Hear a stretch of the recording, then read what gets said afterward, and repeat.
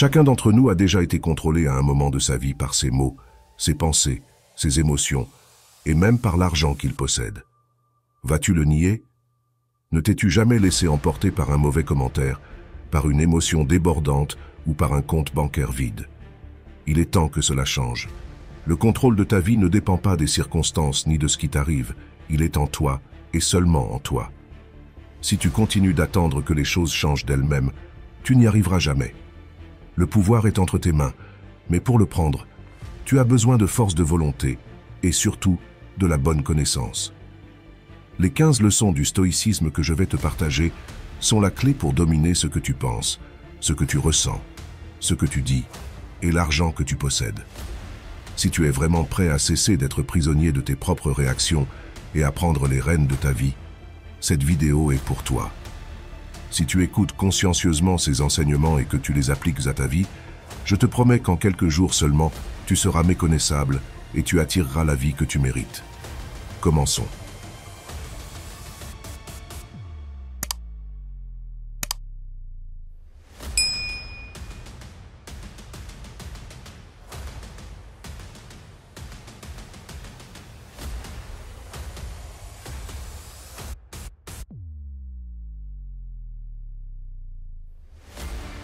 Chapitre 1. Domine tes paroles. T'es-tu déjà écouté parler? Non, je ne parle pas du fait d'entendre ta voix sur un enregistrement. Je parle de prêter une véritable attention aux mots qui sortent de ta bouche chaque jour. Ce que tu dis reflète ce qu'il y a dans ton esprit, mais cela le renforce également. Tu parles et tu crées. Tu parles et tu détruis. Tes mots ont plus de pouvoir que tu ne le reconnais. C'est pourquoi, si tu veux dominer ta vie, commence par dominer ta langue. Assume-en la responsabilité. Cesse de parler comme si cela n'avait pas d'importance. Tes plaintes quotidiennes, tes commérages, tes excuses et tes discours remplis de doutes ne sont pas innocents. Ils façonnent ta manière de voir le monde. Ils sabotent ta concentration, ton énergie, ton destin. Veux-tu changer ta réalité? Change ton langage, regarde autour de toi. Le type qui dit toujours « c'est que je suis comme ça » ne change jamais. La femme qui répète « je n'ai jamais de chance » reste piégée dans la même mauvaise passe. Le jeune qui se définit comme peu sûr de lui continue à agir avec peur, même quand il n'y a pas de danger réel. Les mots justes créent les bonnes habitudes, et les bonnes habitudes forgent le caractère, et c'est ton caractère qui définit ton destin. À partir de maintenant, discipline ta bouche comme si ta vie en dépendait, car oui, elle en dépend. Ta manière de parler peut être ta meilleure alliée ou ta pire saboteuse. Tu veux du respect? Parle avec force. Tu veux grandir? Parle avec intention. Tu veux la paix? Cesse de nourrir le drame avec ta langue. Parle comme si tu étais l'architecte de ton monde parce que tu l'es, et chaque mot que tu choisis est un plan de plus dans cette construction. Es-tu prêt à cesser de parler en victime et à commencer à parler en leader? Alors commence maintenant. Fais taire l'inutile. Déclare ce qui compte et souviens-toi. Ce qui n'est pas dit avec conscience s'accompagne de conséquences. Avant de continuer, je veux que tu t'engages immédiatement. Écris en commentaire « Je suis le maître de ma vie ». Ce n'est pas seulement une phrase, c'est un contrat avec toi-même, un premier pas pour prendre le contrôle de ton destin. Fais-le maintenant. Chapitre 2. Domine ton esprit avant qu'il ne te dirige. Ton esprit n'est pas toujours ton ami, ne te trompe pas. Cette voix qui te murmure des doutes, qui t'envoie des pensées de peur, qui te dit « tu ne vas pas y arriver », n'est pas toujours de ton côté. Parfois, c'est ton pire ennemi. Mais voilà la partie essentielle. Tu ne peux pas l'éteindre, mais tu peux l'entraîner. Ton esprit est comme un chien sauvage. Si tu ne l'éduques pas, il te mord. Si tu ne le dresses pas, il court après le premier stimulus. Tu veux une vie centrée? Alors tu dois prendre le contrôle de l'animal. Sinon, tu finiras entraîné par tes impulsions, tes émotions et tes histoires mentales les plus toxiques. Combien de fois as-tu entendu dans ta tête « Il est déjà trop tard pour moi. Ce n'est pas pour des gens comme moi. Il m'arrive toujours la même chose ?» Sais-tu ce que ces phrases ont en commun? Elles ne sont pas réelles. Ce sont des schémas mentaux, de vieilles idées que tu répètes sans t'en rendre compte, mais qui dirigent chacune de tes décisions. Ton esprit peut être une arme ou une prison. C'est toi qui choisis. Les stoïciens le savaient. Tu ne peux pas contrôler le monde, tu ne peux pas contrôler les gens. Mais tu peux maîtriser la façon dont tu penses à ce sujet. Et ce que tu penses détermine comment tu agis, comment tu te sens et jusqu'où tu iras. Regarde ceci, tu es en plein entretien, tes mains transpirent, ton cœur s'emballe, une pensée surgit, je ne suis pas assez bon. Si tu y crois, tu te bloques. Mais si tu l'observes sans t'y accrocher, si tu te dis « cette pensée ne me définit pas », alors tu reprends le contrôle, tu te détends, tu réponds mieux et tu gagnes. Voilà la clé, observer sans obéir. Ton esprit produit sans arrêt des pensées. Elles ne sont pas toutes utiles, elles ne sont pas toutes vraies, elles ne méritent pas toute ton attention.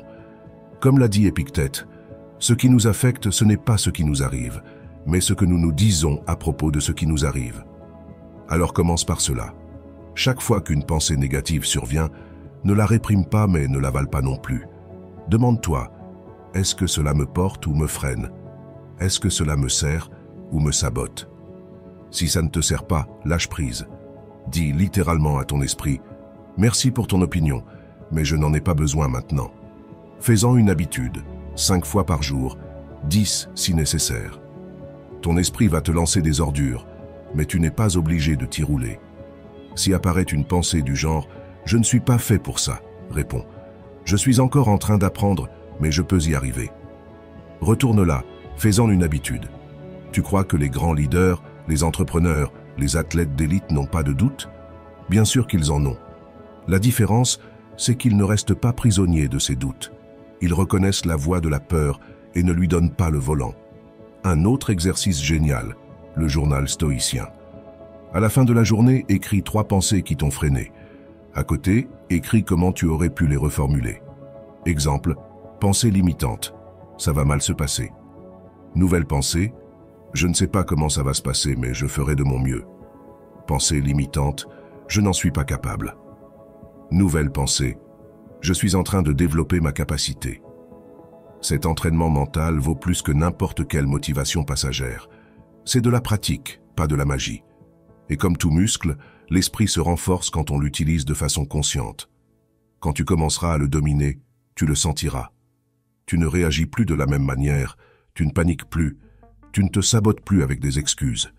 Tu commences à choisir tes pensées comme un guerrier choisit ses armes. Et crois-moi, ça se voit. Les gens le perçoivent. Le monde réagit différemment quand tu penses différemment. Écoute bien. Si tu ne domines pas ton esprit, c'est lui qui te dominera. Et il te mènera dans des endroits sombres, dans des routines médiocres, des décisions impulsives, non pas parce que tu es faible, mais parce que tu n'as jamais appris à t'entraîner. Commence aujourd'hui. Observe tes pensées comme un gardien à la porte. Laisse passer ce qui est utile. Remets en question ce qui ne l'est pas. Change le dialogue intérieur. Élimine le drame mental. Dirige ton esprit comme si ta vie en dépendait, parce qu'elle en dépend. Tu n'es pas tes pensées, tu es celui qui les dirige. Chapitre 3. Domine ton état émotionnel. Ressens tout, mais ne sois pas l'esclave de ce que tu ressens. Je te le répète, ne contrôle pas ce que tu ressens, ce n'est pas possible, mais contrôle depuis quel endroit tu décides d'agir. Car si tes émotions te gouvernent, ta vie sera un champ de bataille chaotique et tu seras le premier à perdre. Tu t'es mis en colère? Très bien, c'est normal. Tu t'es senti frustré? Logique. Tu as eu envie d'envoyer tout balader? Cela nous arrive à tous. Mais la différence réside dans ce que tu fais après ce premier choc émotionnel. Tu te laisses entraîner, tu cries, tu pleures, tu te sabotes, ou bien tu choisis de t'arrêter, d'observer et de répondre comme quelqu'un qui a le contrôle. Voici une vérité inconfortable. Si tu réagis sans filtre à chaque fois que quelque chose t'affecte, tu restes un enfant sur le plan émotionnel. Un adulte émotionnel choisit sa réponse. Il ne nie pas ce qu'il ressent, mais il ne remet pas non plus le volant à la colère, à l'anxiété ou à la tristesse. Le stoïcisme ne dit pas de ne pas ressentir, il dit de ne pas devenir ce que tu ressens. Et tu le sais, tu as déjà dit des choses que tu as regrettées par la suite. Tu as agi sur un coup de tête, et tu as ruiné des relations, des opportunités, des journées entières. Pourquoi? Parce que tu n'as pas su faire une pause, parce que tu t'es cru autorisé à exploser sans conséquence. Mais chaque émotion que tu ne sais pas gérer est une bombe à retardement, et c'est toi qui encaisseras l'explosion. Veux-tu la liberté émotionnelle? Voici l'outil, la pause. Oui, aussi simple que ça. Avant de répondre, respire.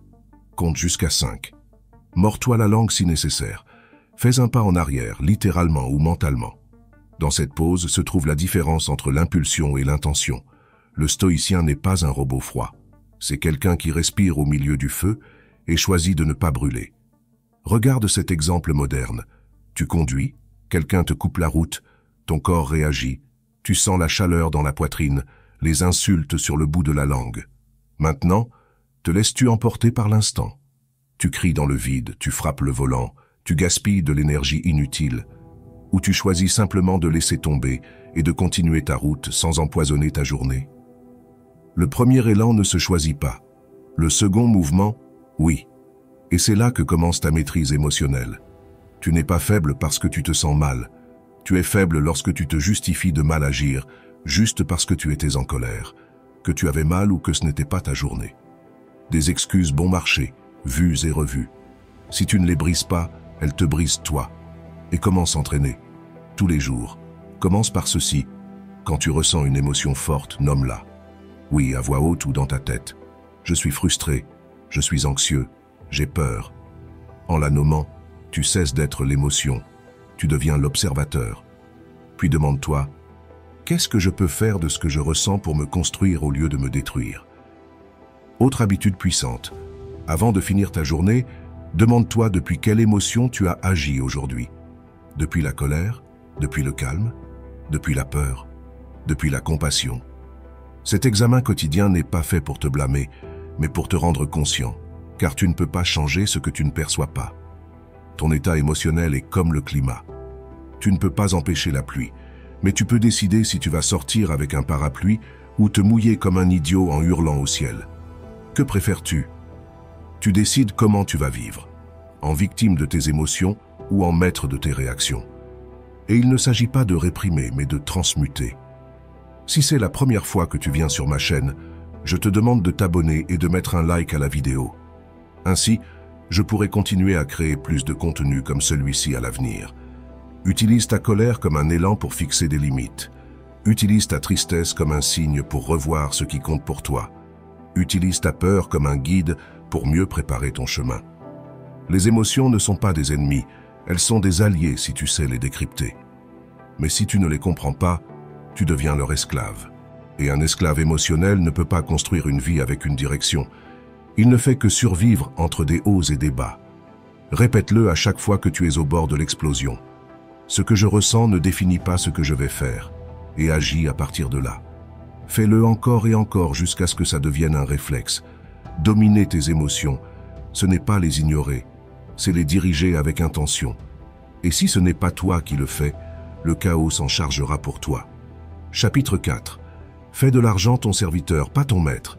L'argent n'est pas l'ennemi, ce n'est pas non plus un dieu, c'est un outil. Le problème, c'est que tout dépend de toi. Soit tu l'utilises intelligemment, soit tu t'y enchaînes comme un esclave moderne avec un sourire faux et les poches vides. Peu importe combien tu gagnes. Ce qui importe, c'est comment tu gères cet argent. Parce qu'il y a des millionnaires brisés et des ouvriers libres. Il y a des gens qui gagnent des milliers, mais qui vivent avec la peur à chaque fin de mois. Et il y en a qui, avec peu, ont construit la paix, la direction et le sens. Pourquoi? Parce qu'ils ne se sont pas laissés gouverner par l'argent. Ils l'ont mis à travailler pour eux. Et toi, dans quel camp es-tu? Demande-toi ceci, est-ce que l'argent te donne une direction ou t'empêche-t-il de dormir? Contrôles-tu tes dépenses ou sont-elles celles qui te contrôlent? Décides-tu à tête froide là où tu investis ou te laisses-tu emporter par des impulsions stupides qui ne font que combler des vides momentanés? La réponse est claire. Si tu ne sais pas gérer ton argent, tu n'es pas libre. Tu es dépendant, tu es manipulable. Tu es une proie facile pour un système qui te veut t'endetter, stresser et distrait. Le stoïcisme est clair. Posséder peu n'est pas la pauvreté si ce peu te suffit. Ce qui est tragique, ce n'est pas de ne pas avoir, mais de vivre avec la peur constante de perdre. Et cette peur naît quand c'est l'argent qui te dirige, quand chaque décision dépend de ce que tu peux te permettre ou non. Domine cet aspect de ta vie où il t'écrasera. Veux-tu être fort? Apprends à mettre de côté. Apprends à dire « je n'en ai pas besoin ». Apprends à différer le plaisir immédiat. Pourquoi? Pour construire la liberté. Parce que c'est ça, bien gérer l'argent. La liberté de dire non. la liberté de choisir, la liberté de penser plus loin que la prochaine facture. Cesse de dépenser pour paraître.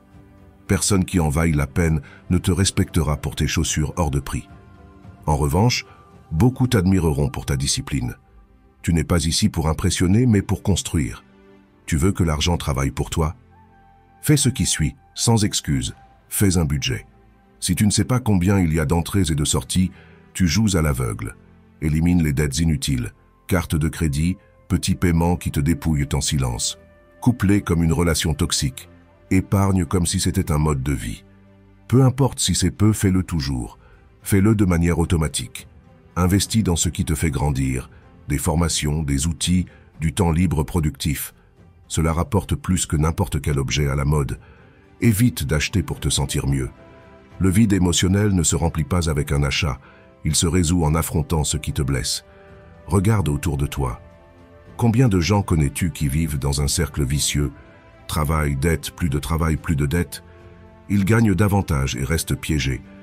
Parce que le problème n'est pas la quantité, mais l'approche. Tu peux briser ce cercle, mais tu dois cesser de voir l'argent comme une fin et commencer à le voir comme un moyen de trouver la paix, d'avoir des options, d'avoir de la dignité. Parce que oui, ceux qui ne savent pas gérer leur argent finissent par vendre leur temps, leur énergie et même leurs principes. Et ne confonds pas cela avec devenir avare ou adopter une mentalité de pénurie. Il s'agit de vivre avec une mentalité de contrôle, de dépenser en sachant pourquoi, d'épargner en sachant pourquoi, d'investir avec une vision plus profonde que « je veux juste plus ». L'argent est un serviteur puissant et un maître impitoyable. Si ce n'est pas toi qui l'éduques, c'est lui qui t'éduque. Si tu ne le remets pas à sa place, il te met à la tienne, dans la file de ceux qui vivent à la limite, sans vision, sans air. Et tu n'es pas là pour ça.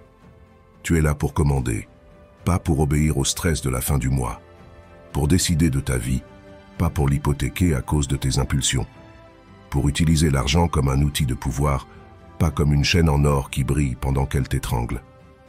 À partir d'aujourd'hui, agis comme quelqu'un qui dirige son économie, pas comme quelqu'un qui l'a subie. Parce que quand toi, tu diriges ton argent, tu commences aussi à diriger ton temps, tes décisions et ton destin. Chapitre 5. Cesse de répéter ton histoire, commence à la créer. Ça suffit. Arrête de répéter encore et encore la même histoire qui ne te sert plus. Oui, ça t'a fait souffrir. Oui, c'était injuste. Oui, tu méritais mieux. Mais continuer à la raconter comme s'il s'agissait de ta carte de visite ne fait que te maintenir attaché à ce qui est déjà passé. Et pendant que tu es enfermé dans le passé, ton futur meurt de faim. Écoute-moi bien. Chaque fois que tu parles de ton passé comme d'une excuse, tu le renforces. C'est comme ça qu'on m'a élevé. On m'a trahi. Il m'arrive toujours la même chose. Et alors, vas-tu faire de ça ton identité pour toujours, ou vas-tu t'en servir comme carburant pour faire autre chose? Le stoïcisme ne te dit pas d'oublier ton histoire. Il te dit de ne pas en être esclave, de l'utiliser plutôt que de la laisser t'utiliser. Tu n'es pas ton traumatisme, tu n'es pas ton échec, tu n'es pas tes erreurs. Tu es ce que tu décides d'en faire. Veux-tu vraiment avancer? Alors lâche le micro du drame. Cesse de répéter ton histoire comme une vieille chanson que personne n'a demandé. Commence à parler de ta vision, de tes projets, de ce que tu crées aujourd'hui. Car plus tu parles de ton passé, plus tu le revis et pire encore, plus tu le justifies. Tu commences à croire que parce que tu as souffert, tu ne peux pas changer aujourd'hui. Et c'est faux, totalement faux. Regarde autour de toi. Les gens qui ont transformé leur vie ne l'ont pas fait parce qu'ils avaient un passé parfait, mais parce qu'ils en ont eu assez de répéter la même histoire.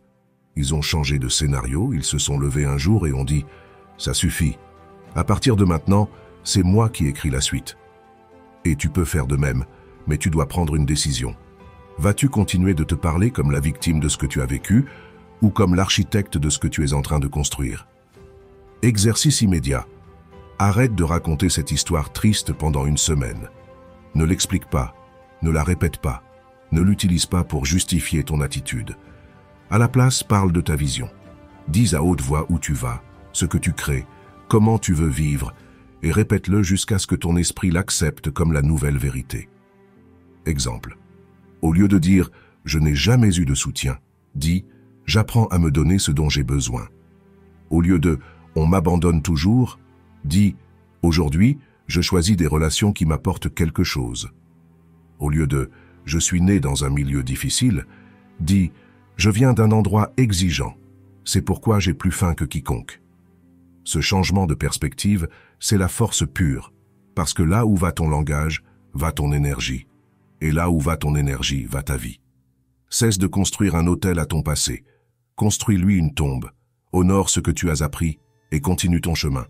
Personne n'arrive nulle part en regardant en arrière. Tu veux avancer? Alors regarde devant, parle vers l'avant, vis vers l'avant. Le passé ne s'efface pas, mais il se transcende. Et tu ne le transcendes que lorsque tu cesses de t'en servir comme excuse et commences à t'en servir comme tremplin. Chaque jour, tu écris une nouvelle histoire. Chaque décision est une ligne, chaque mot est un paragraphe, chaque action est un chapitre. Vas-tu continuer à répéter le prologue ou vas-tu enfin commencer l'intrigue? La vie ne te doit pas une histoire différente, c'est à toi de l'écrire. Alors cesse de répéter ton histoire. C'est fait, ça t'a fait mal, c'est passé, commence à la créer. C'est le moment, tu peux, c'est l'heure. Chapitre 6. Entraîne ton esprit ou il te contrôlera. Ton esprit ne s'éteint jamais. Il parle tout le temps, même quand tu ne l'écoutes pas. Et si tu ne prends pas le contrôle de ce dialogue intérieur, il va t'emmener dans des recoins sombres, répétitifs, automatiques. Tu n'as pas besoin d'être en crise pour vivre mal. Il suffit de vivre sans direction mentale. L'esprit non entraîné est une machine à sabotage. Il voit des dangers là où il n'y en a pas. Il exagère, déforme, dramatise, répète des erreurs du passé, imagine des futurs catastrophiques, se nourrit de « et si » et s'enivre de suppositions. Et tu sais le pire? Si tu ne fais rien, cela devient ta réalité émotionnelle, puis tes décisions, et finalement ta vie. Veux-tu changer ta vie? Commence par entraîner ton esprit comme un muscle, parce que oui, ça se travaille. Tu n'es pas né avec des pensées négatives, tu les as cultivées, et c'est une bonne nouvelle, parce que ce qui s'apprend peut aussi se désapprendre. Ce qui se répète peut se reprogrammer, mais tu dois cesser de vivre en pilote automatique. Commence par ceci. Arrête de croire tout ce que tu penses. Toutes les pensées qui traversent ta tête ne sont pas vraies, ni utiles, ni nécessaires. Mais si tu ne prends pas une pause consciente, ton esprit désordonné va te pousser à répéter les mêmes schémas de peur, d'anxiété, de comparaison, de frustration, de doute. La solution n'est pas de crier contre les pensées négatives. La solution, c'est de donner à ton esprit quelque chose de meilleur à ruminer. Tu veux commencer à l'entraîner? Voici 3 exercices simples et redoutablement efficaces. Entraîne-le avec une intention. Chaque matin, avant de toucher ton téléphone, avant de lire des informations toxiques, choisis une pensée directrice pour la journée. Par exemple, aujourd'hui, j'agis avec calme. Aujourd'hui, je dirige mon énergie. Aujourd'hui, je suis ferme avec moi-même et mes décisions. Écris-la, lis-la, remémore-toi cette pensée, parce que si ce n'est pas toi qui programme ta journée, le monde le fera pour toi. Entraîne-le avec la gratitude. Non, ce n'est pas ringard, c'est stratégique. La gratitude ne consiste pas simplement à dire « merci » comme un enfant poli. Il s'agit de recentrer ton esprit sur ce que tu as, afin qu'il cesse de vivre obsédé par ce qui manque. Chaque soir, avant de t'endormir, écris 3 choses pour lesquelles tu es reconnaissant. Peu importe si elles sont petites, fais-le. Entraîne ton cerveau à voir l'abondance au lieu du manque. Entraîne-le avec la conscience. Dans la journée, lorsque tu te surprends à avoir une pensée répétitive, automatique ou négative, observe-la. Ne réagis pas, ne combats pas, arrête-toi mentalement et dis « ça ne me sert pas ». Puis change de perspective, donne-toi une tâche, bouge ton corps, répète une affirmation utile, change d'environnement. Le but n'est pas d'éviter les pensées négatives, mais de ne pas t'éterniser dedans. Tu crois que c'est exagéré? Regarde les gens qui sont piégés dans leur tête. Ils répètent les mêmes histoires, les mêmes plaintes, les mêmes peurs pendant des années, simplement parce qu'ils ne se sont jamais rendus compte que ce n'est pas l'esprit qui contrôle tout. C'est toi qui dois en prendre le contrôle. Le stoïcien l'avait compris. Ton plus grand pouvoir, c'est de décider de ce que tu fais, de ce que tu penses. Tu n'as pas besoin de penser positif en permanence, c'est superficiel. Tu as besoin de penser d'une manière utile, lucide, consciente, dirigée. Je te le dis clairement. Si tu n'entraînes pas ton esprit, tu laisses le bruit du monde, les réseaux sociaux Les commentaires des autres, les informations toxiques et tes propres insécurités non filtrées l'entraînaient à ta place. L'esprit non entraîné, c'est comme une salle de sport où n'importe qui peut entrer pour te crier dessus. Et tu les écoutes. Ça suffit. Ferme la porte, choisis les pensées auxquelles tu donnes accès, et surtout choisis celles que tu n'acceptes pas. Tu n'es pas là pour être l'esclave de ta tête. Tu es là pour la diriger comme un maître manie son épée, avec précision, avec intention, avec puissance. Car un esprit entraîné n'est pas parfait, mais il est fidèle, il ne te trahit pas, ne te sabote pas, ne te paralyse pas, il te stimule, te concentre, te renforce. Et si tu appliques tout cela chaque jour, même un peu, tu vas vite remarquer une chose évidente. Ta vie s'améliore. Pas parce que le monde a changé, mais parce que toi, tu as pris le contrôle du système qui interprète le monde, ton esprit. Chapitre 7. Épargner, c'est choisir la liberté à long terme. Épargner n'est pas ennuyeux, ce n'est pas pour les vieux. Ce n'est pas être radin, c'est être intelligent. C'est pour ceux qui en ont assez de vivre à la limite, qui ne veulent plus se mettre à genoux à chaque imprévu et qui ont compris que l'argent mis de côté n'est pas une privation. C'est de la liberté différée. Celui qui n'épargne pas s'enchaîne, parce que tôt ou tard, la vie va t'apporter quelque chose d'inattendu, une maladie, une perte, une opportunité. Et si tu n'as aucun matelas, si tu dépenses tout ce qui rentre, tu restes dépendant du patron, du gouvernement, de la famille, de la carte de crédit, de n'importe quoi, sauf de toi-même. Et ça, ce n'est pas vivre, c'est survivre. L'épargne est ton bouclier, ta tranquillité quand tout vacille, ta capacité de dire « je ne veux pas ça » et de faire un pas en arrière sans t'effondrer. Celui qui épargne n'accepte pas n'importe quel boulot, n'importe quel accord, n'importe quelle humiliation, parce qu'il a de quoi choisir. Épargner n'est pas une question de combien tu gagnes, mais de combien tu décides de mettre de côté, même si c'est peu. La majorité ne le fait pas parce qu'elle a une mentalité à court terme. À quoi bon épargner si je ne sais pas si je serai vivant demain? Bien sûr, mais pendant que tu penses ça, le mois suivant arrive quand même, et tu te retrouves sans rien. Tu veux une vraie liberté? Alors commence à considérer l'épargne comme un levier stratégique, pas comme une prison. Parce que lorsque tu épargnes, tu déclares « je choisis mon futur ». Je choisis d'avoir des options, de ne pas être esclave de chaque crise. Et ne me dis pas que tu n'as pas assez de moyens. Le problème n'est pas qu'il ne te reste pas assez, c'est que tu ne fais pas les bons choix. Tu n'as pas besoin de davantage de revenus pour commencer à épargner, tu as besoin de plus de conscience, de meilleurs réflexes et de priorités mieux définies. Les gens dépensent en bêtises, puis se plaignent de ne pas avoir de quoi faire face à l'imprévu. Netflix, restaurant chaque semaine, abonnement que tu n'utilises même pas, fringues que tu ne mets qu'une seule fois. Supprime tout cela. Ce n'est pas de la pauvreté, c'est de l'intelligence financière. Tu veux un exercice simple et puissant? Pendant 30 jours, note chaque centime que tu dépenses. Oui, tout, chaque café, chaque taxi, chaque achat irréfléchi. À la fin du mois, regarde.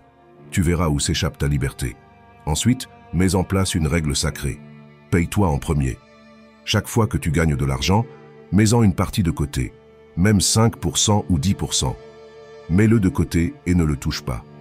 Ce n'est pas de l'argent à dépenser, c'est de l'argent pour te protéger, pour construire, pour avoir des options.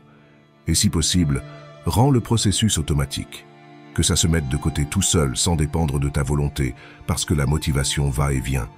Mais si tu en fais un système, une habitude, ta vie se transforme. L'épargne est la base de ton indépendance. C'est ce qui te permet d'investir, de prendre des risques, de refuser ce que tu ne veux pas, de quitter ce que tu ne dois plus supporter. Et je ne le dis pas en théorie, je le dis parce que je l'ai constaté. Celui qui a un matelas dort plus tranquillement, celui qui n'en a pas vit dans la peur. Le stoïcien connaissait la valeur de la prévoyance. Il ne s'agit pas d'accumuler par peur, mais de se préparer avec sagesse. Celui qui garde de l'argent respire mieux, réfléchit mieux, décide mieux et ne se brade pas. Alors retiens bien ceci.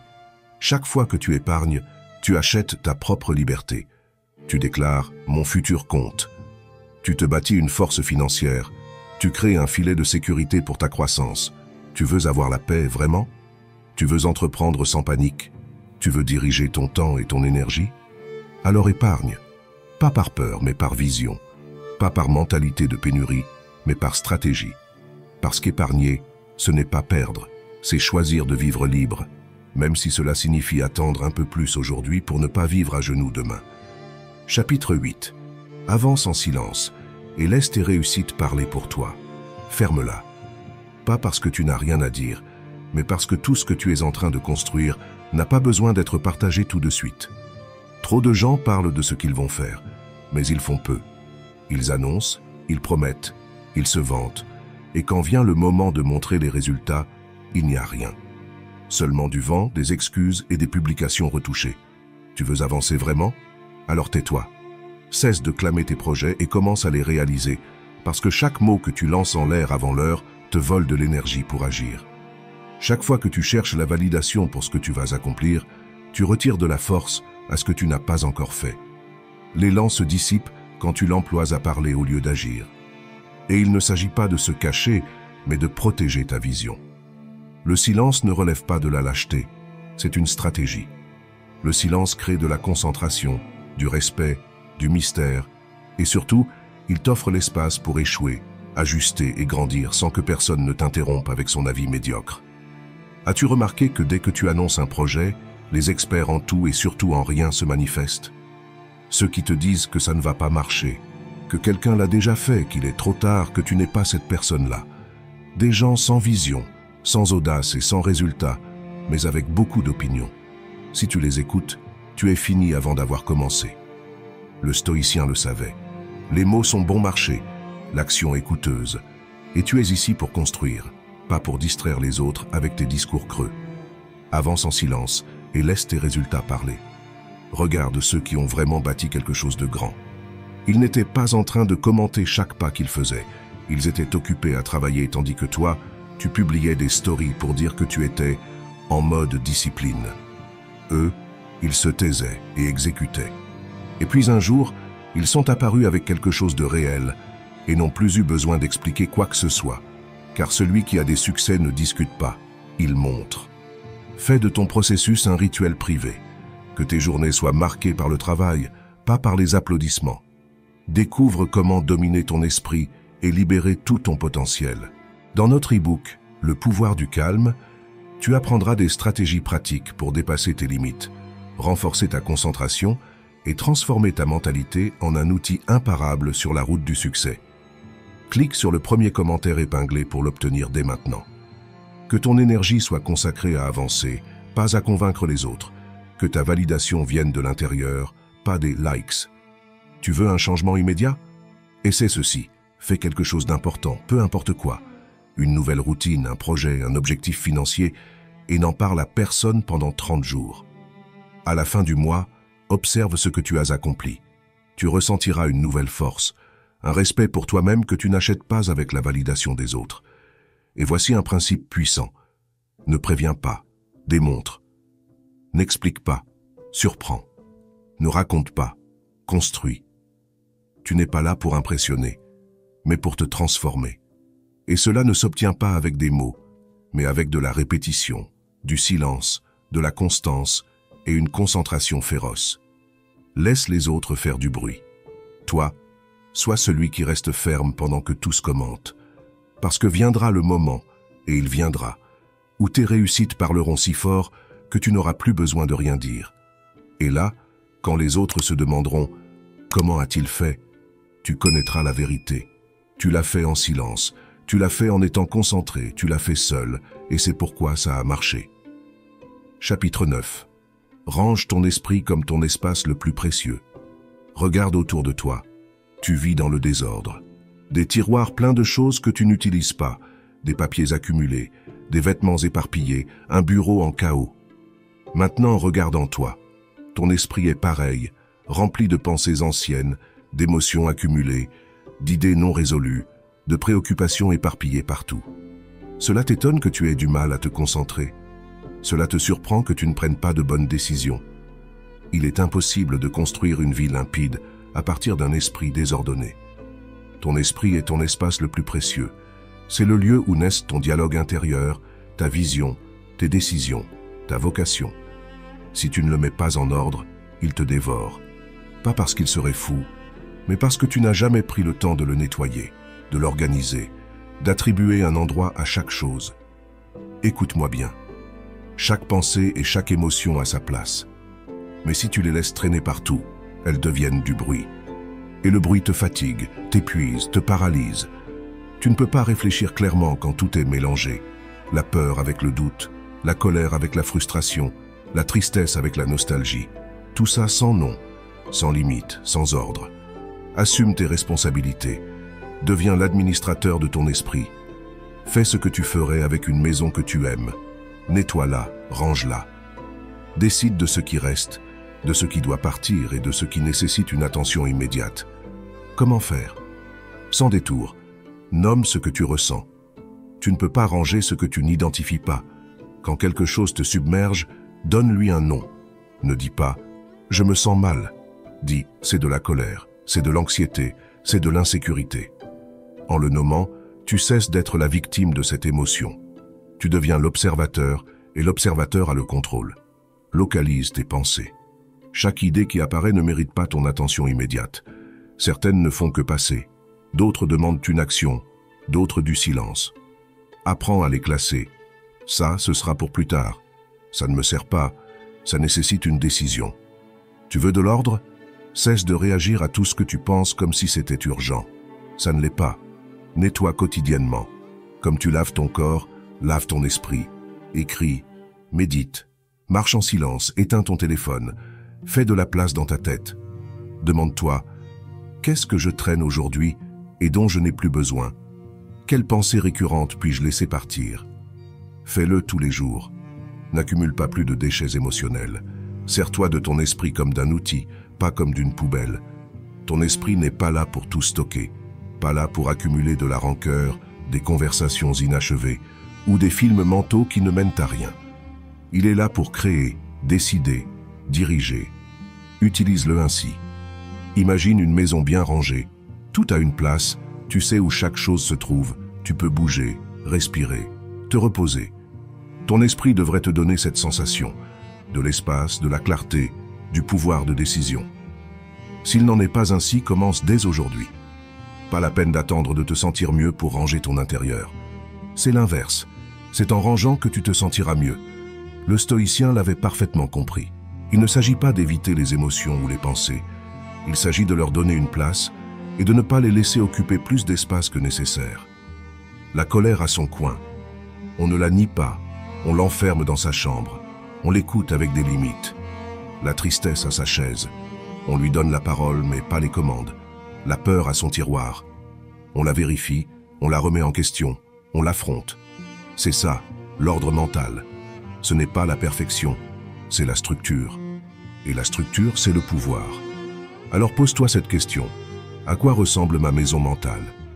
Remplie de cartons ouverts et de couloirs bloqués par de vieilles pensées, ou bien de clarté, d'espace et de direction? Commence à faire le ménage, une à une, pensée par pensée, émotion par émotion. Et tu verras comment, peu à peu, tu vas récupérer quelque chose que tu avais perdu. La paix. Non pas parce que tout est résolu, mais parce que tu commences à maîtriser l'endroit le plus important où tu vivras toute ta vie, ton propre esprit. Chapitre 10. Choisis de répondre avec sagesse, pas de réagir par impulsion. Chaque fois que tu réagis sans réfléchir, tu perds du pouvoir. Chaque fois que tu laisses l'impulsion te contrôler, tu confies le volant de ta vie aux caprices du moment. Et tu le sais, tu l'as déjà fait.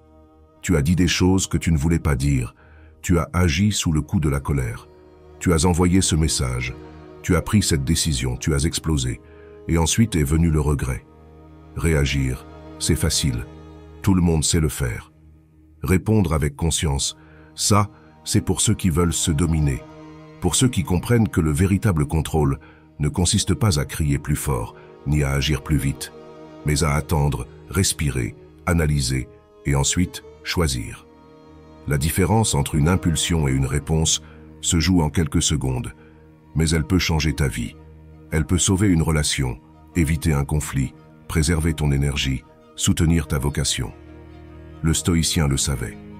Tu ne peux pas contrôler ce qui t'arrive, mais tu peux toujours contrôler la façon dont tu y réponds. Et toi, si tu lis ceci, c'est que tu es prêt à cesser d'agir comme si tu ne te connaissais pas. Tu es prêt à répondre depuis qui tu es, pas depuis ce que tu ressens à chaud. La prochaine fois que quelque chose te provoquera, une critique, un mauvais geste, une injustice, un commentaire venimeux, ne réponds pas immédiatement. Attends.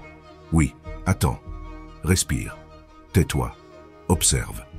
Non pas parce que tu es faible, mais parce que tu entraînes ton esprit à ne pas céder au chaos. Réagir, c'est ce que tu fais quand tu n'es pas connecté à toi. Répondre, c'est ce que tu fais quand tu restes ancré dans ton but. Tu veux un exemple concret?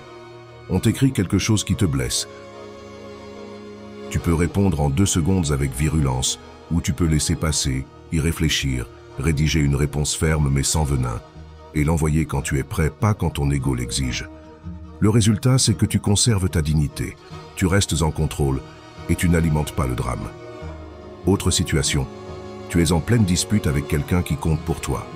Le ton monte, tu franchis les lignes, tu dis des choses qui ne viennent pas du cœur, mais de la douleur ou de l'ego. Et si, au lieu de ça, tu faisais une pause? Si tu choisissais de garder le silence un instant pour ne pas détruire par des mots ce qui a de l'importance pour toi? C'est ça la sagesse, c'est ça la force. Réagir, c'est l'ego, répondre, c'est l'intelligence émotionnelle.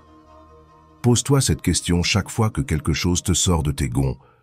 Ce que je vais dire ou faire vient-il de mes valeurs ou de ma blessure? Si cela vient de la blessure, ne le fais pas. Attends. Si cela vient de la valeur, de l'intégrité, de la paix, du respect ou de la clarté, alors réponds. Et attention, il ne s'agit pas d'être passif, ni de se taire systématiquement, ni de se laisser piétiner. Il s'agit d'utiliser la force avec précision, de choisir tes batailles, de parler quand c'est utile, pas seulement pour décharger ton mal-être.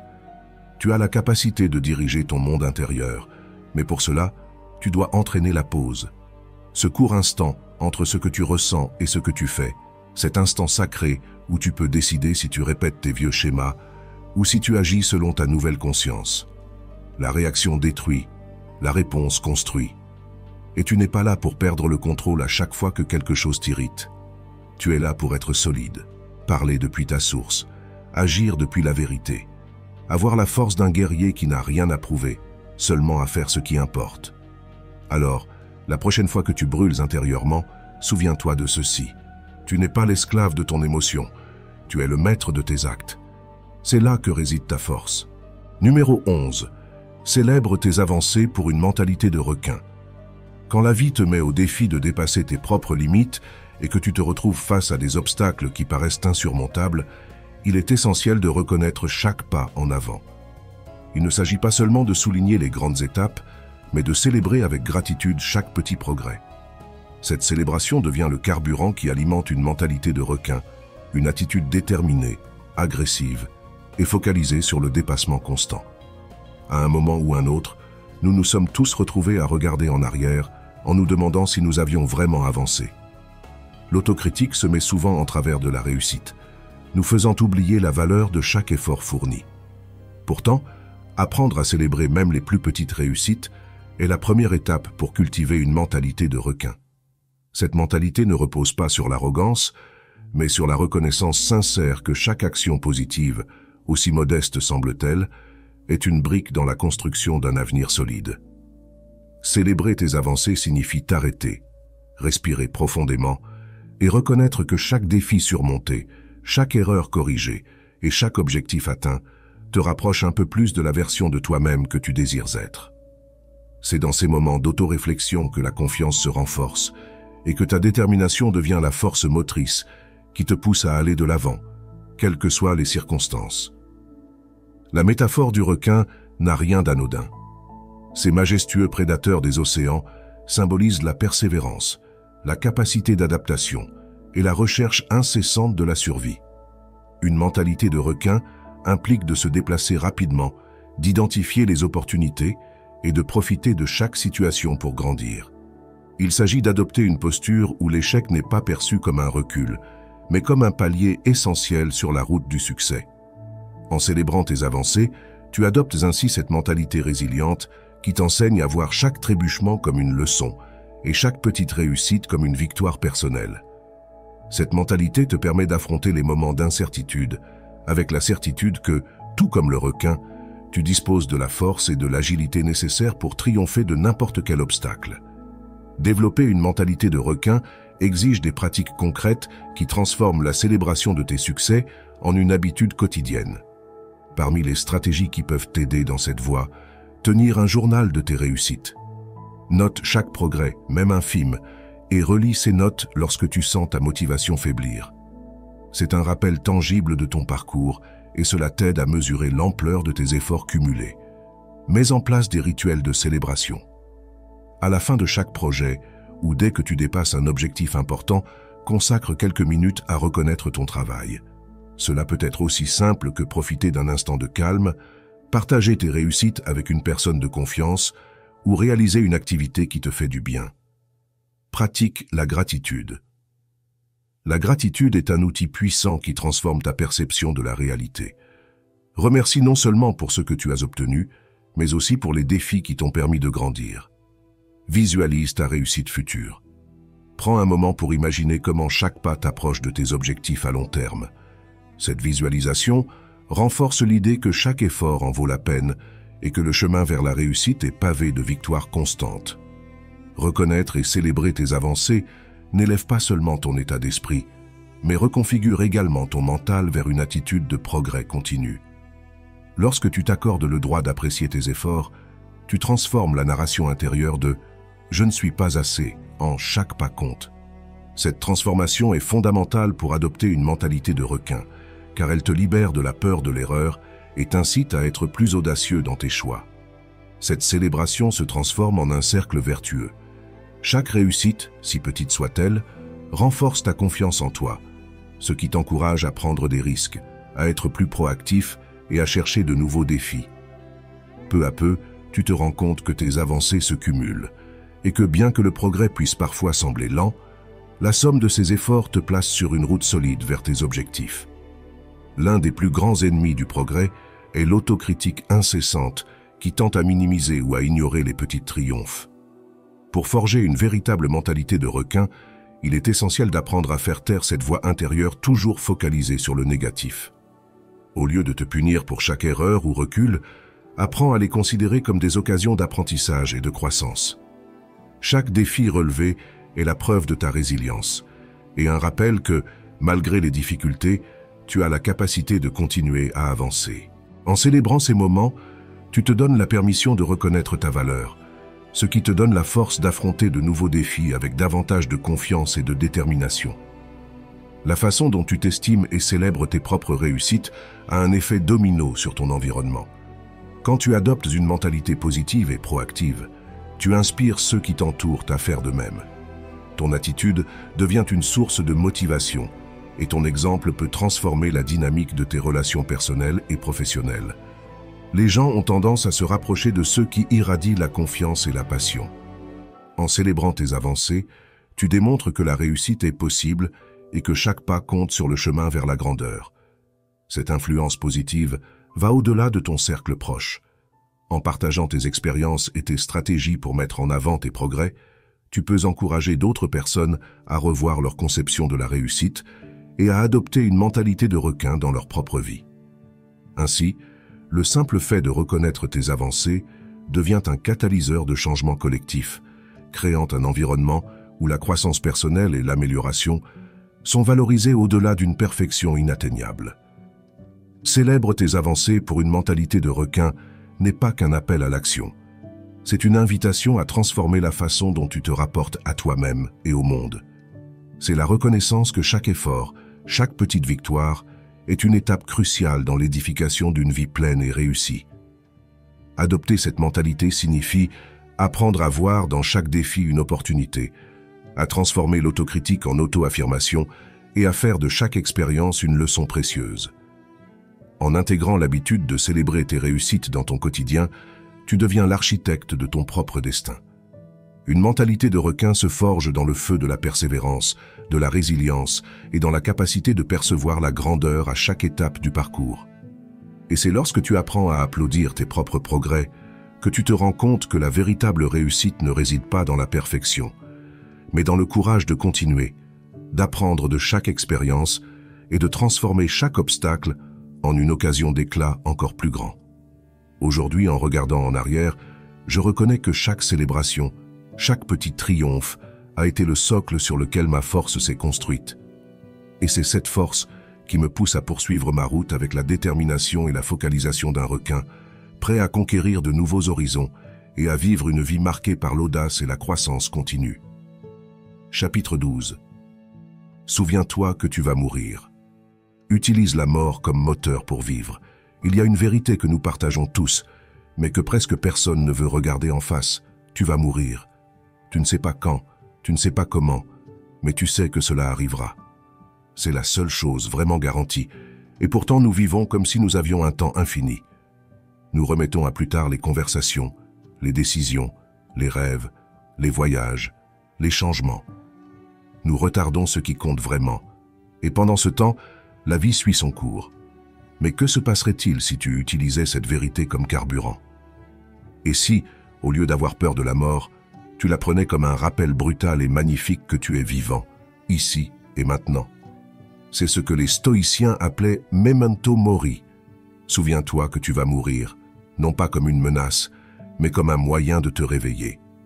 Ce n'est pas du macabre, c'est de la conscience. Parce que quand tu te rappelles que ton temps est limité, tu cesses de le gaspiller dans ce qui n'a pas d'importance. Tu comprends qu'il ne vaut pas la peine de garder de la rancœur, d'accorder de l'importance à ce que les autres pensent, ou de repousser ta joie. La mort donne son sens à la vie, elle lui apporte de l'urgence, de la valeur et une direction.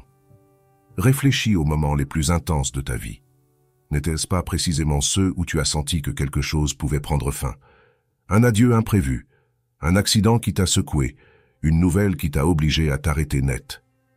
Dans ces instants, tout le superflu disparaît. Il ne reste que l'essentiel. Qui aimes-tu? Que rêves-tu? Que ferais-tu si tu savais qu'il te reste peu de temps? Alors pourquoi attendre qu'un tel événement se produise pour vivre intensément? Regarde autour de toi. Combien de personnes connais-tu qui se contentent d'exister, qui passent leur journée à répéter des routines creuses, prisonnières d'un travail qu'elles détestent, d'une relation sans vie, d'habitudes qui les endorment? Et tout cela est toléré parce qu'elles pensent qu'il reste encore du temps. Mais elles n'en savent rien. Personne n'en sait rien. Tu es vivant aujourd'hui, tu peux respirer, ressentir, choisir. C'est déjà un miracle. Tout le monde n'a pas eu cette chance ce matin, et tout le monde ne l'aura pas demain. Alors fais-en quelque chose.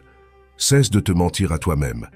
Cesse de dire « quand j'aurai plus d'argent, quand j'aurai plus de temps, quand je me sentirai prêt ». Ces phrases sont des pièges de l'ego pour te maintenir immobile. Personne ne se sent prêt à vivre vraiment, mais il faut y aller quand même. Fais cet appel, écris ce message, fais ce pas, change de direction si c'est nécessaire. Ne perds plus de journée dans ce qui te vole ton âme. Lance ce projet, mets fin à ce qui n'a plus lieu d'être. Dis aux gens que tu les aimes. Vis de telle sorte que si aujourd'hui était ton dernier jour, tu n'aurais pas l'impression de l'avoir gaspillé. Il ne s'agit pas de vivre avec la peur. Il s'agit de vivre avec présence, de valoriser chaque instant, de ne rien prendre pour acquis. Parce que la mort n'est pas la fin. C'est le miroir qui te montre ce que tu fais de ta vie. Et si tu as du mal à prendre des décisions, si tu doutes, si tu te figes, souviens-toi de ça. Un jour, tu ne seras plus là. Et ce jour-là, ce qui te préoccupe tant aujourd'hui n'aura plus aucune importance. La seule chose qui comptera, c'est de savoir si tu as vécu vraiment, si tu as été honnête avec toi-même, si tu as aimé, si tu as créé, si tu as savouré, si tu as donné le meilleur de toi. Sers-toi de cette vérité comme d'une force. Ne la nie pas, ne l'ignore pas et ne la crains pas. Souviens-toi que tu vas mourir, et c'est précisément pour ça que tu dois vivre avec plus de courage que jamais. Ton esprit est l'endroit où tu vis tous les jours, et si tu ne t'en occupes pas, si tu ne le nourris pas correctement, si tu ne surveilles pas ce que tu laisses entrer, il deviendra un environnement hostile. Tu pourras être dans l'endroit le plus beau du monde, mais si ton esprit est rempli de bruit, de négativité et de chaos, rien ne pourra te donner la paix. C'est pourquoi tu dois comprendre ça. Ce que tu consommes, ce que tu écoutes, ce que tu répètes, les personnes qui t'entourent, tout cela façonne ta manière de penser, ton énergie, ta capacité à avancer. Beaucoup de gens font attention à ce qu'ils mangent, à ce qu'ils portent, même à ce qu'ils publient, mais ils ne font pas attention à ce qu'ils laissent entrer dans leur esprit. Tu regardes les infos toute la journée, tu te gaves de peur. Tu suis des comptes qui te font sentir inférieur. Tu côtoies des gens qui se plaignent de tout, qui ne font que critiquer et ressasser leur rancune. Et puis tu te demandes pourquoi tu te sens éteint, sans motivation. Pourquoi tu as autant de mal à avancer? C'est évident. Tu absorbes de la pollution mentale toute la journée. Il ne s'agit pas d'ignorer la réalité ou de se mettre dans une bulle positive. Il s'agit de filtrer, de choisir délibérément quel discours tu laisses te nourrir et quelle personne tu laisses t'approcher. Parce que ton environnement a plus de pouvoir sur toi que tu ne le crois, et si tu ne le choisis pas, quelqu'un d'autre le fera à ta place. Souviens-toi de tes dernières conversations. T'ont-elles inspiré ou épuisé? T'ont-elles donné envie d'être meilleur ou t'ont-elles rempli de doutes? Étaient-ce des occasions de grandir ou de simplement survivre? Voilà la différence entre ceux qui t'élèvent et ceux qui te rabaissent. Et même si tu ne peux pas toujours t'éloigner de tout le monde, tu peux choisir dans quelle mesure tu les laisses t'atteindre. Entoure-toi de personnes qui t'encouragent, qui t'élèvent, qui te parlent avec sincérité, pas avec jalousie. Des personnes qui, quand tu hésites, te rappellent qui tu es, qui ne rient pas de tes rêves, mais te poussent à les réaliser. Et si tu ne les as pas encore près de toi, commence par devenir toi-même l'une de ces personnes, parce que l'énergie que tu dégages est aussi celle que tu attires. Et prends soin de tes propres pensées, car ce n'est pas seulement les autres qui peuvent te polluer. Parfois, c'est toi-même qui te répètes des idées inutiles. Je ne peux pas, c'est trop tard, je ne suis pas assez bon. Si tu les laisses faire, elles deviennent réalité, alors qu'elles ne le sont pas. Ce ne sont que des pensées, et tu peux les changer. Entraîne ton esprit. N'attends pas que la négativité disparaisse toute seule. Lis des livres qui t'ouvrent l'esprit. Écoute du contenu qui t'inspire. Médite, écris, remets en question tes croyances. Fais le ménage dans ton esprit, comme tu le fais chez toi. Sinon, il s'y accumule de la poussière, des objets cassés, du vieux bruit, et on ne peut plus rien construire de bon. Ton esprit est un jardin. Sans entretien, ce sont les mauvaises herbes qui poussent, mais si tu le cultives, il fleurira. Chaque jour, tu décides ce que tu regardes, ce que tu écoutes, avec qui tu parles, ce que tu tolères. Fais-le avec intention. Protège ta paix mentale. Parce qu'avec un esprit clair, solide, concentré, tu peux traverser n'importe quelle tempête. Souviens-toi, ce que tu penses devient ce que tu ressens. Ce que tu ressens devient ce que tu fais, et ce que tu fais devient ta vie. Alors veille à la source, veille à ton esprit, entoure-toi d'idées et de gens qui t'élèvent. Parce que tu es le gardien de ton monde intérieur, et tout le reste en dépend. Il y a des moments où tu as l'impression que plus rien n'a de sens. Tu as essayé des choses, tu as fait des pas, tu as pris des risques, et malgré tout, tu ne vois pas de résultat. Tu commences à penser que peut-être tu n'es pas fait pour ça, que peut-être le changement n'est pas possible, que peu importe tes efforts, rien ne fonctionne jamais. Et c'est précisément là que se trouve le piège le plus dangereux de tous. Croire que tout est perdu. Mais écoute-moi bien, ce n'est pas le cas. Jamais. Ce qu'il se passe, c'est que tu lâches juste au moment où tu devrais persévérer un peu plus. Tu prends un obstacle pour ta destination finale, alors que ce n'est qu'un passage difficile.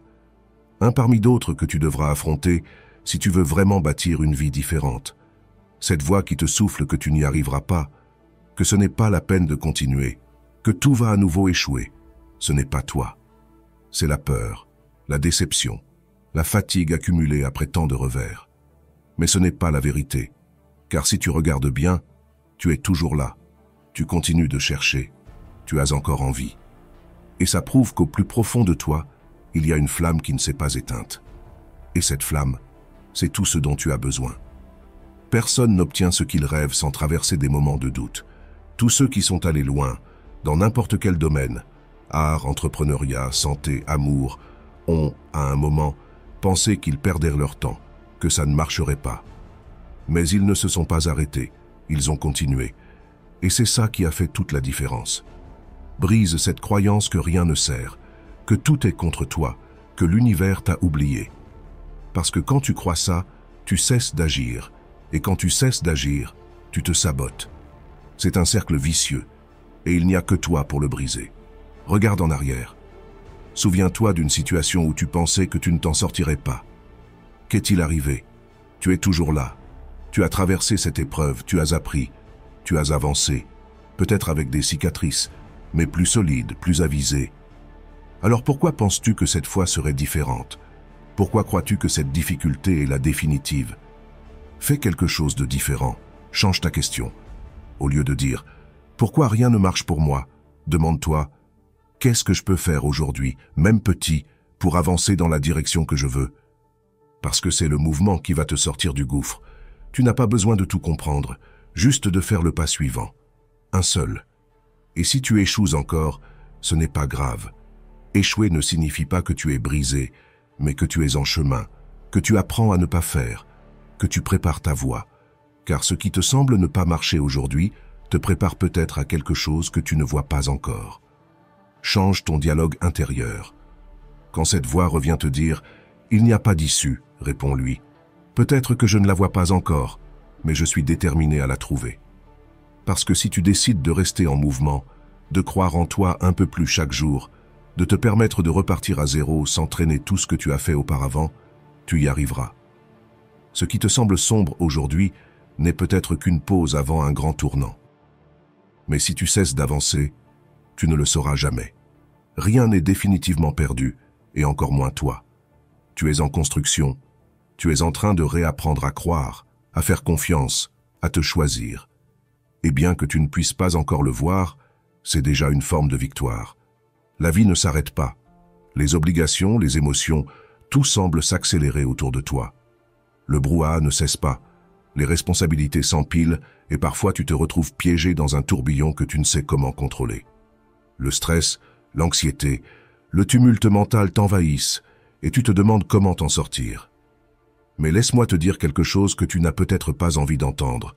Le chaos ne s'arrête pas, mais toi, tu peux apprendre à trouver la sérénité au milieu de tout cela.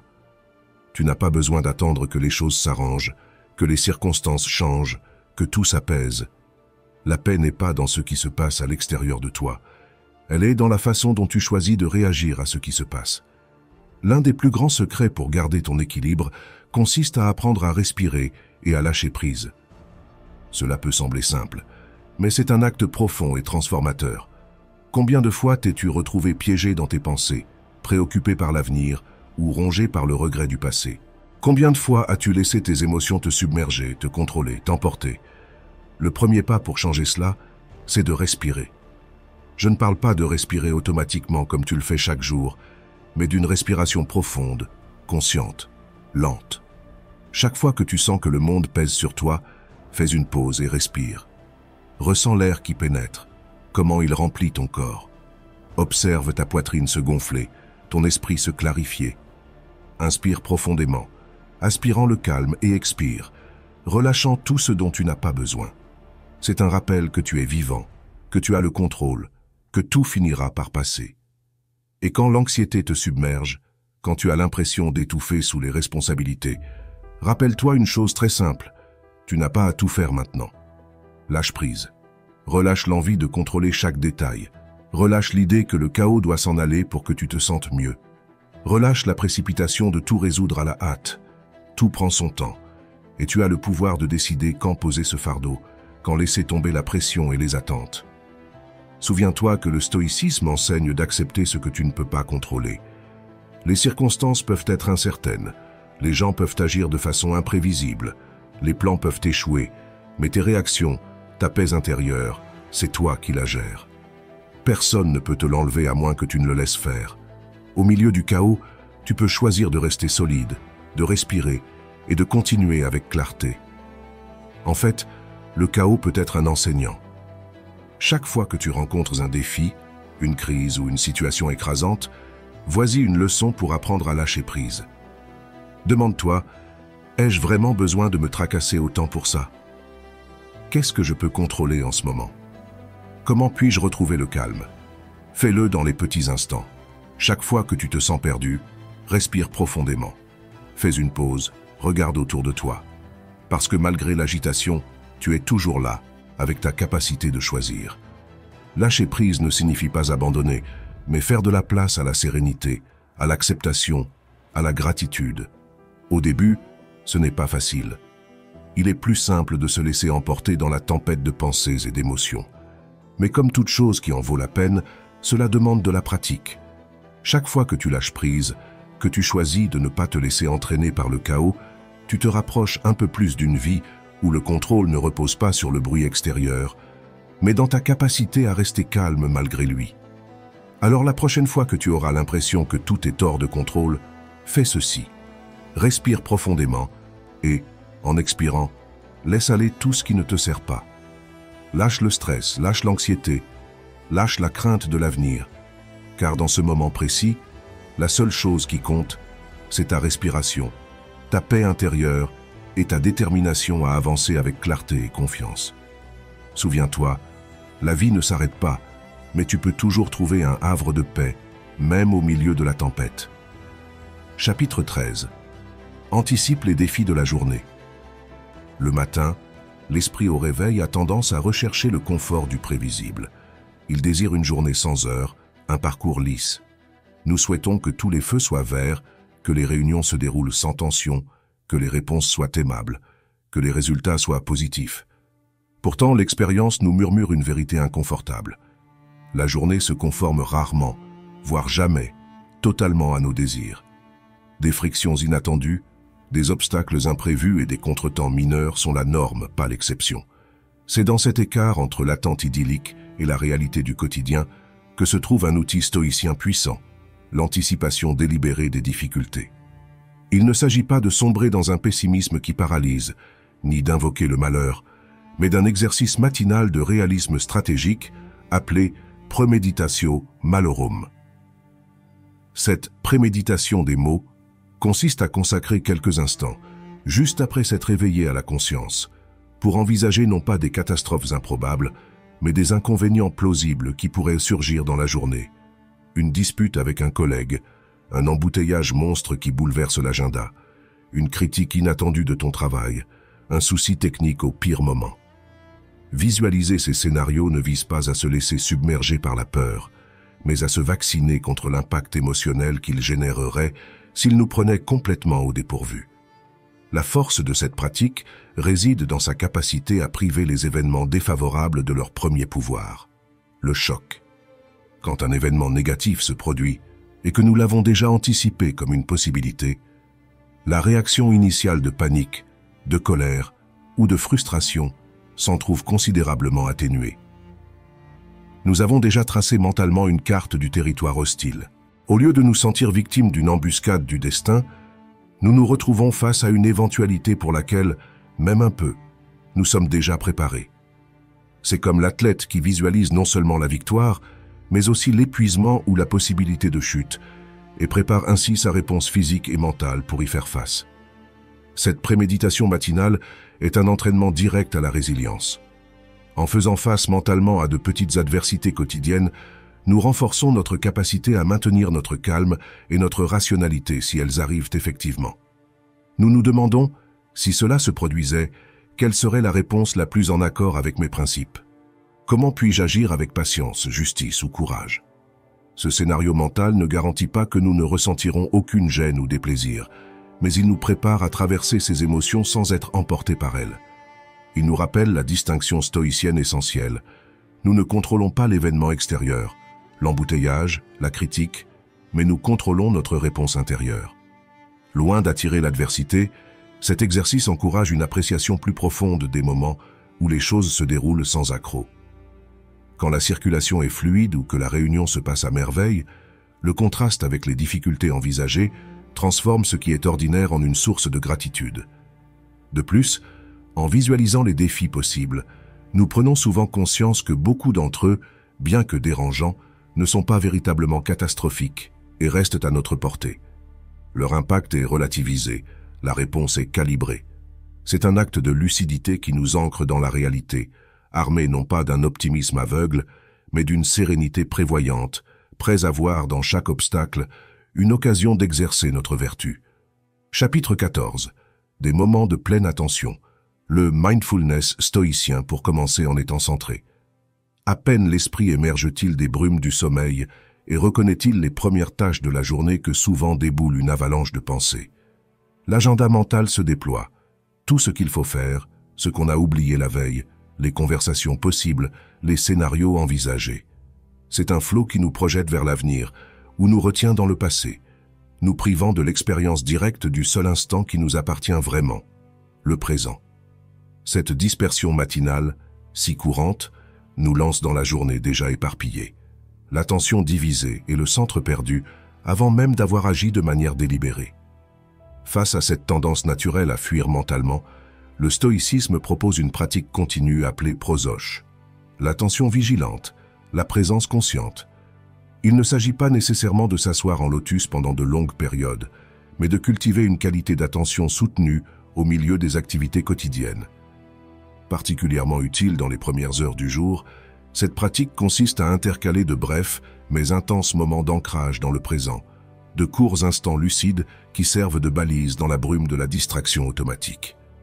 Pendant que l'eau chauffe pour le thé ou le café, au lieu de repasser mentalement la liste des courriels en attente, nous pouvons porter notre attention à la sensation de la chaleur qui émane de la tasse, au parfum qui s'en dégage, au simple acte de respirer. Pendant la toilette, ressentir consciemment la température de l'eau sur la peau, la texture du savon, le mouvement de la brosse. En s'habillant, prêter attention au contact du tissu, au geste d'attacher un bouton.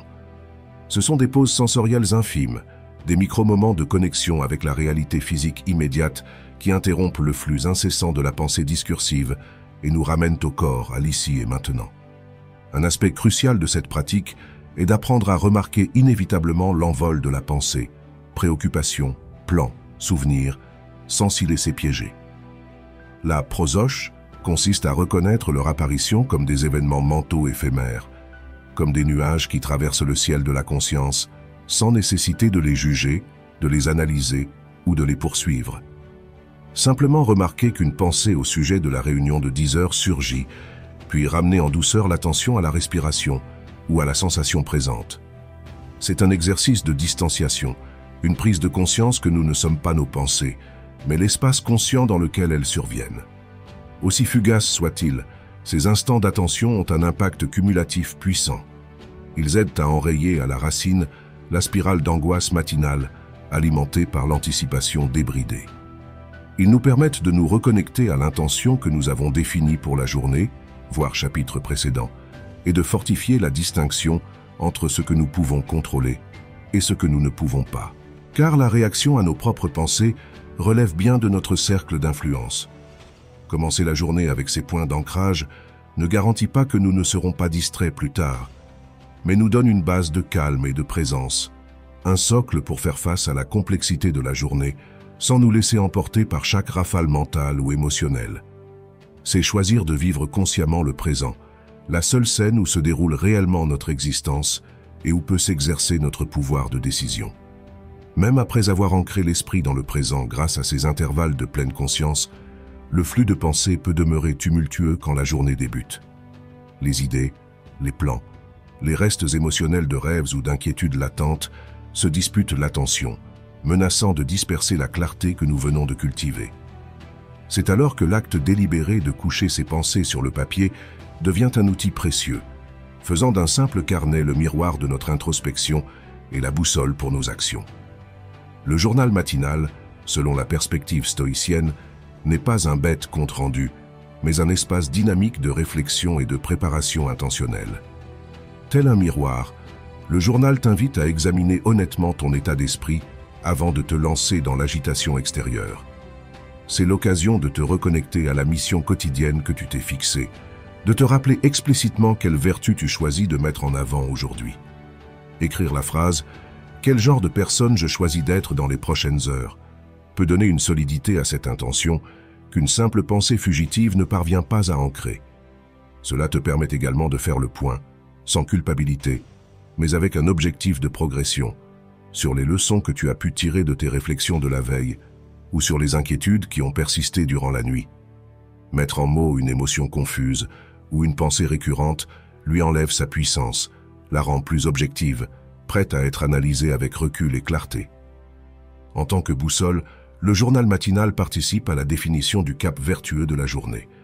Après avoir anticipé de possibles difficultés et posé ta mission, tu peux employer ces pages pour planifier comment tu vas affronter des situations concrètes. Il ne s'agit pas seulement d'énumérer des tâches, mais de préméditer la qualité de ton action. Comment puis-je aborder cette réunion cruciale avec sagesse et tempérance? Comment puis-je poser un acte concret aujourd'hui pour manifester mon engagement envers la justice? Face à quel conflit prévisible aurais-je besoin de faire preuve de courage? Mettre ses intentions par écrit les rend plus réelles, plus difficiles à repousser au moment venu. C'est aussi l'endroit idéal pour réaffirmer la dichotomie du contrôle, identifier la situation potentiellement stressante du jour et noter noir sur blanc quels aspects dépendent réellement de toi et lesquels doivent être acceptés comme extérieurs.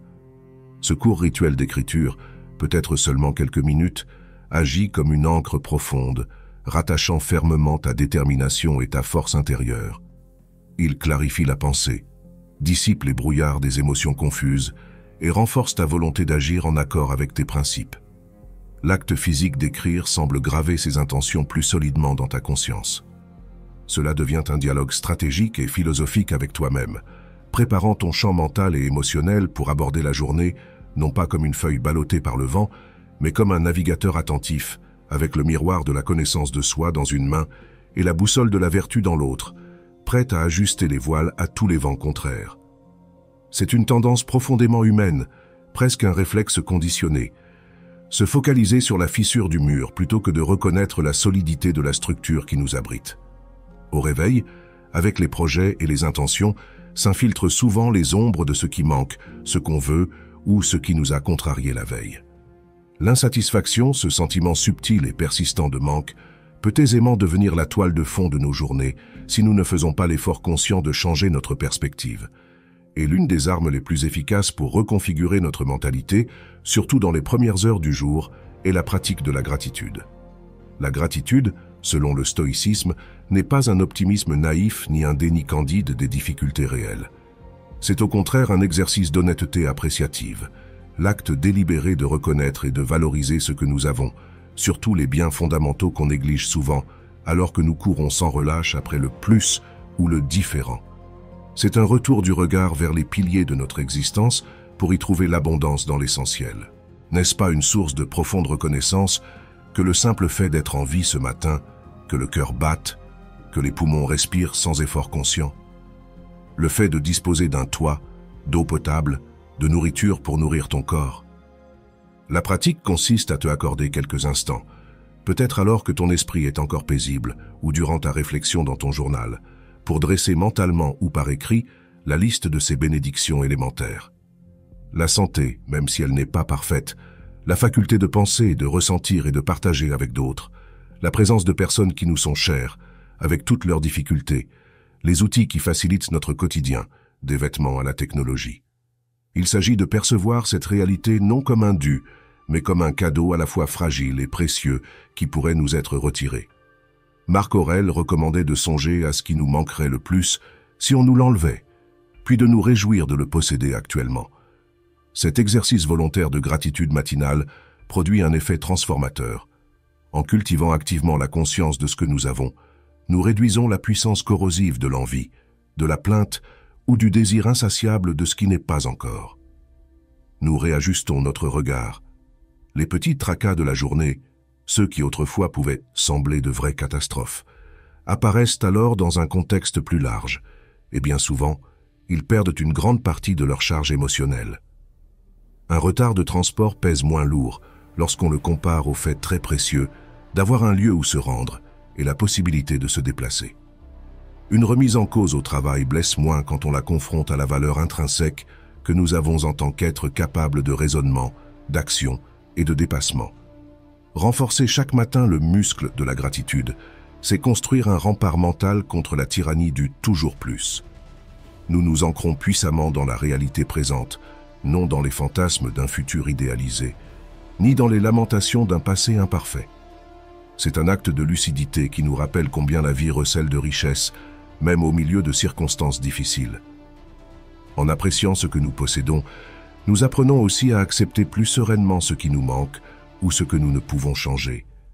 Nous trouvons une source de contentement et de résilience, non pas dans la transformation du monde extérieur, mais dans la métamorphose de notre regard intérieur. Chapitre 15. Cesse de trop réfléchir et mets-toi en mouvement. Je vais être direct. Tu réfléchis trop et tu agis trop peu. Et c'est la véritable raison pour laquelle tu es toujours coincé dans les mêmes problèmes, les mêmes doutes, la même vie médiocre que tu dis détester. Arrête de trop réfléchir et commence à avancer, car pendant que toi, tu restes paralysé par 1000 scénarios dans ta tête, d'autres sont dehors, en train de construire leur destin à force d'action. Nous vivons dans une époque où tout le monde croit que trop penser est une vertu, alors qu'en réalité, c'est une condamnation. Réfléchir sans agir, c'est comme vouloir traverser une rivière en élaborant des plans depuis la rive. Tu auras beau calculer les courants, les obstacles ou les distances, si tu ne plonges pas, jamais tu ne la traverseras. L'idéal serait que tu utilises la réflexion comme un outil, pas comme une prison. Que tu pèses le pour et le contre, puis que tu passes à l'action sans hésiter. Que tu comprennes que les réponses se trouvent dans le mouvement, pas dans la contemplation infinie. Mais la réalité est différente. Tu ressasses tout, tu te demandes encore et encore. Et si j'échoue? Et si je ne suis pas prêt? Et si on me critique? Et pendant ce temps, les jours passent, les opportunités s'en vont, et toi, tu restes spectateur de ta propre vie. Et tu sais où ça te mène? À la frustration, à l'anxiété, à la médiocrité. Car quand tu réfléchis trop sans agir, ton esprit se remplit de fantômes, de peurs imaginaires, d'excuses déguisées en prudence. Tu deviens un expert en scénarios catastrophiques qui n'arrivent jamais. Et le pire, c'est qu'à chaque fois que tu remets à plus tard, tu apprends à ton cerveau qu'il est acceptable de ne rien faire, qu'il est acceptable d'avoir peur, qu'il est acceptable de rester immobile. La seule issue, c'est d'échanger cet excès de réflexion contre une action implacable. Et je ne te dis pas d'agir n'importe comment, je te dis de décider rapidement, de planifier juste ce qu'il faut, puis d'exécuter sans ciller. Comprends bien, la clarté survient en chemin, pas avant. Tu as peur? Très bien, fais-le quand même. Tu n'es pas sûr de toi? Personne ne l'est. Tu crains d'être critiqué? Laisse-les parler. Chaque action que tu poses envoie un message à ton esprit. Ici, c'est moi qui commande, pas la peur. C'est ainsi que l'on reprogramme un esprit hyperactif. C'est ainsi que l'on forge le caractère. C'est ainsi que l'on construit la confiance. Car l'action tue la peur. L'action balaie le doute. L'action entraîne le courage. Les stoïciens l'ont dit sans embâge. Marc Aurèle l'a même écrit. Ne perds plus de temps à débattre de ce qu'est un homme de bien. Sois-en un. Assez de théorie, assez de motivation superficielle, assez de planifications interminables. Agis, exécute, avance. Le chemin s'éclaire quand on marche, et pas quand on se contente de l'imaginer. Et tu sais quoi? Quand tu te mettras en route, il arrivera souvent que tu te trompes, que tu tombes, que tu échoues, et c'est tant mieux. Parce que c'est là que tu te forges, là que tu apprends ce qu'aucune centaine d'heures de réflexion ne t'aurait révélé. Parce que l'action enseigne, affine, renforce. Alors dis-moi, vas-tu continuer à ressasser ou vas-tu enfin prendre une décision? Parce que pendant que tu te noies dans tes pensées, d'autres avancent. La vie n'attend pas. Chaque minute que tu gaspilles à trop réfléchir est une minute de moins pour agir et transformer ton histoire. Écris en commentaire, l'action prime sur la réflexion. Fais-le non comme une phrase jolie, mais comme un ordre que tu te donnes. Un rappel que dès maintenant tu te mets en route. Car si tu ne domines pas ton esprit, si tu ne coupes pas l'excès de réflexion par une action résolue, tu vas vieillir entouré d'idées non concrétisées et de rêves non vécus. Veux-tu vraiment finir comme ça? Alors, agis. Maintenant, je veux que tu fasses une pause et que tu regardes ton quotidien. Du lever au coucher, combien de choses choisis-tu consciemment et combien répètes-tu en pilote automatique? Parce que, sans que tu t'en rendes compte, ta vie est portée par des routines et beaucoup d'entre elles ne t'emmènent nulle part. Les routines ont un pouvoir immense. Elles peuvent façonner ton esprit, renforcer ton caractère et bâtir une vie pleine de sens. L'idéal, c'est qu'elles soient tes alliés, qu'elles te portent, qu'elles te donnent une direction, qu'elles fassent de toi une personne plus disciplinée, plus présente, plus concentrée, avec des routines qui te procurent de la santé, de la clarté mentale, de l'énergie, de la paix. Mais la réalité est souvent tout autre. En général, on reste coincé dans des habitudes qu'on n'a même pas choisies consciemment. Se réveiller et regarder son téléphone avant de prendre une bonne inspiration, prendre le même petit déjeuner sans se demander s'il nous fait du bien, partir en vitesse avec l'esprit débordé de tâches, Rentrer chez soi et s'anesthésier avec des séries ou les réseaux sociaux. Se coucher tard, mal, et recommencer le lendemain. Le problème n'est pas la routine en soi, mais le fait qu'elle devienne une prison invisible. Et pire, qu'on ne se rende même pas compte qu'on est enfermé dedans. On y reste parce que c'est confortable, parce que c'est familier, parce que changer demande un effort et sortir de sa routine génère de l'incertitude, alors que l'esprit adore ce qui est prévisible, même si ça t'éloigne de la vie que tu veux vraiment. Si tu ne t'arrêtes pas pour remarquer tes routines, tu finiras par vivre une existence automatique. Les années passeront, et tu te demanderas à quel moment ta vie t'a filé entre les doigts, sans te rendre compte qu'elle s'est évaporée dans ces petits gestes quotidiens que tu n'as jamais remis en question. La solution est simple sans être aisée. Prends conscience, observe-toi. Écris noir sur blanc ta routine journalière. Du moment où tu ouvres les yeux, identifie quels comportements te donnent de l'élan et lesquels te freinent. Puis commence à les échanger un par un. Tu n'as pas besoin de tout bouleverser d'un coup. Remplace simplement une habitude après l'autre. Réveille-toi 20 minutes plus tôt. Remplace le café par de l'eau. Sors marcher au lieu de faire défiler les fils d'actualité. Lis 5 pages avant de dormir. Les stoïciens l'avaient bien compris. Épictète rappelait que notre nature se définit par nos actions quotidiennes, pas par nos intentions. C'est pourquoi ils choisissaient consciemment des routines qui renforcèrent leur caractère, des exercices de tempérance, d'humilité, d'autocontrôle. Ils savaient que celui qui ne commande pas ses habitudes finit commandé par elles. Le bénéfice de briser des routines automatiques et de créer les tiennes est énorme. Tu retrouves de l'énergie mentale, tu te sens plus maître de toi-même, ta discipline progresse, et tu commences à prendre de meilleures décisions presque sans effort. Parce qu'une bonne routine ne te restreint pas, elle te libère. Elle te permet de garder ton énergie pour ce qui est vraiment important, car les petites décisions justes sont déjà réglées à la source. Alors dis-moi, quelle partie de ta routine actuelle te sabote sans que tu t'en aperçoives? Laquelle vas-tu changer dès aujourd'hui? Écris en commentaire. Je domine mes routines, elles ne me dominent pas. Parce que déclarer ton intention est la première étape pour sortir du pilote automatique et reprendre le contrôle. Et quand tu reprends le contrôle, tu reprends ta vie. Dans un monde qui vit à toute vitesse, où chacun réagit au premier coup, le calme est devenu un super pouvoir. Je ne parle pas de faire semblant d'être insensible ou de paraître solide, mais d'avoir cette capacité réelle de rester serein, quand tout autour semble s'écrouler. Cette tranquillité intérieure qui ne dépend pas des circonstances, mais de ton entraînement mental. L'idéal serait que chacun de nous cultive ce calme comme une discipline quotidienne, qu'on apprenne à respirer avant de répondre, à observer avant d'agir, à faire une pause avant de laisser une émotion nous emporter. À comprendre que les meilleures décisions se prennent dans la sérénité, pas dans la réaction. Mais souvent c'est l'inverse. Nous vivons en réagissant, nous bondissons au moindre problème, emportés par la colère ou l'anxiété, prisonniers des émotions des autres et des situations. Le souci de vivre ainsi, sans calme, c'est qu'on perd sa clarté. On prend de mauvaises décisions. On prononce des mots qu'on regrette, on agit impulsivement et on complique ce qu'il était déjà. Et on s'épuise émotionnellement pour des choses qui ne méritent pas tant d'énergie gaspillée. Sans s'en rendre compte, on se retrouve épuisé, frustré, perdu. La bonne nouvelle, c'est que le calme s'entraîne. Ce n'est pas un don, c'est un choix. Ça se cultive. On apprend à s'observer, à être attentif. Chaque fois que tu sens une émotion te submerger, colère, peur, frustration, angoisse, fais une pause, respire profondément, demande-toi « Est-ce que ça vaut tout ce que je ressens? Vais-je laisser ça gâcher ma journée ?» Rien qu'avec ça, tu commences à reprendre le dessus. Les stoïciens excellaient dans cet art. Marc Aurèle, au milieu de batailles et de trahisons, se murmurait « Le calme est en moi. Personne ne peut le troubler à moins que je ne le permette. » Il savait que la véritable force n'est pas de crier plus fort ni de répliquer plus vite, mais de rester droit quand les autres s'égarent.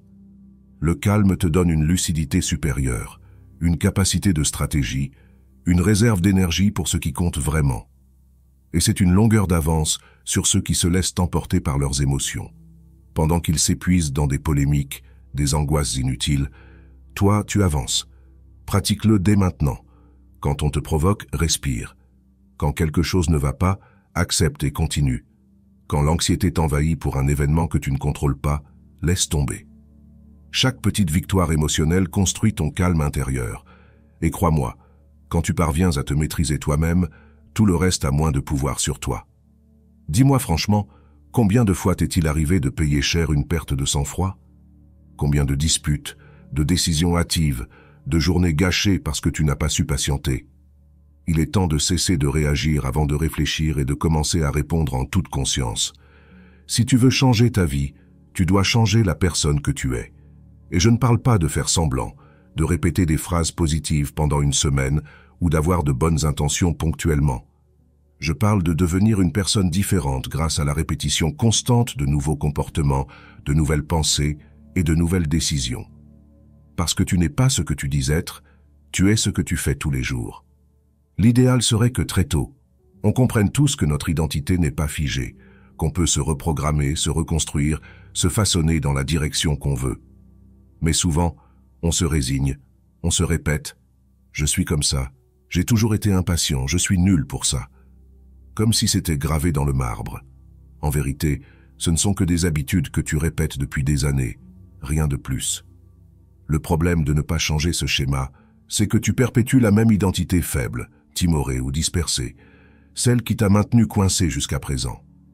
Chaque fois que tu agis comme avant, que tu penses comme avant, que tu te justifies comme avant, tu renforces ce personnage qui te limite. Et sans t'en rendre compte, il devient de plus en plus difficile d'en sortir, parce que le cerveau emprunte sans cesse les mêmes chemins qui se fortifient avec la répétition. Ce que tu répètes s'enracine, ce que tu ne répètes pas s'affaiblit. La solution est claire. Choisis qui tu veux être et commence à agir comme cette personne, dès aujourd'hui. Peu importe si au début c'est inconfortable ou artificiel, c'est ainsi que ça fonctionne.